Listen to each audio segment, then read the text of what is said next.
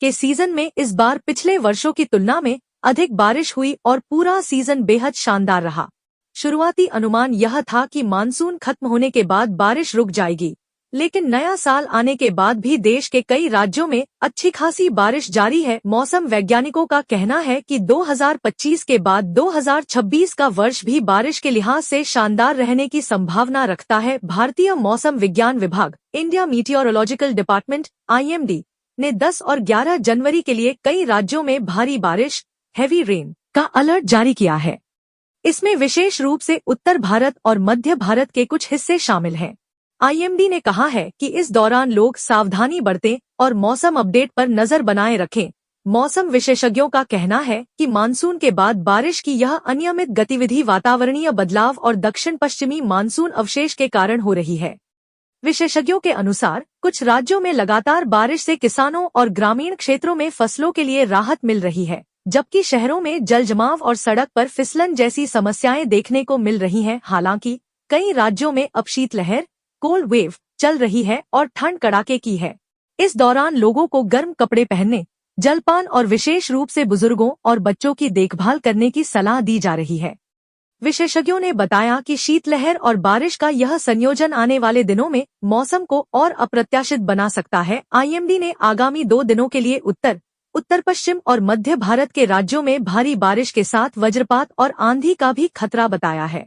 उन्होंने लोगों से अपील की है कि वे खुले में न रहें, वाहन सावधानी से चलाएं और नदियों और नालों के पास जाने से बचें। मौसम विभाग के अनुसार 2026 के दौरान देश में मानसून के बाद भी बारिश का खेल जारी रह सकता है। कई हिस्सों में स्थानीय बर्फबारी और ओलों की गतिविधियां भी देखने को मिल सकती हैं, खासकर पहाड़ी इलाकों में। इस मौसम की विविधता किसानों और ग्रामीणों के लिए फायदेमंद रहेगी, लेकिन शहरों में बाढ़ और जलभराव जैसी चुनौतियां भी पैदा कर सकती है। विशेषज्ञों का कहना है कि इस बार का मौसम सामान्य से अधिक गतिशील और अनिश्चित है, इसलिए नागरिकों को मौसम अपडेट पर नजर रखनी चाहिए और किसी भी आपात स्थिति से निपटने के लिए तैयार। उत्तर भारत के अधिकांश हिस्सों में कड़ाके की ठंड लोगों की परेशानी बढ़ा रही है।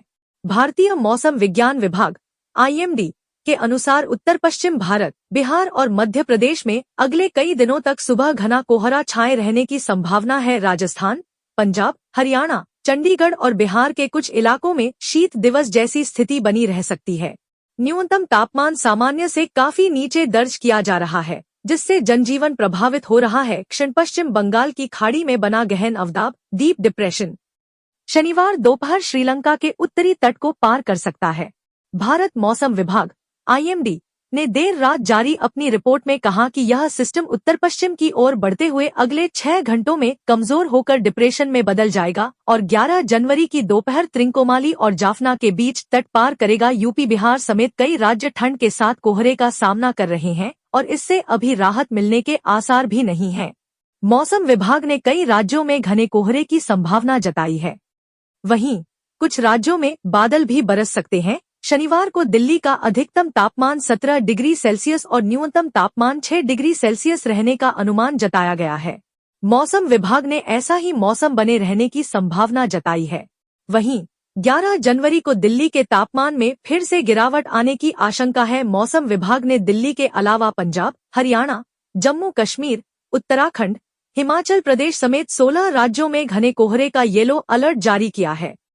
पश्चिमी और पूर्वी राजस्थान, पश्चिमी उत्तर प्रदेश और बिहार में बहुत घने कोहरे की संभावना को देखते हुए ऑरेंज अलर्ट जारी हुआ है। वहीं 11 जनवरी को मौसम विभाग ने 4 राज्यों में भारी बारिश की चेतावनी जारी की है।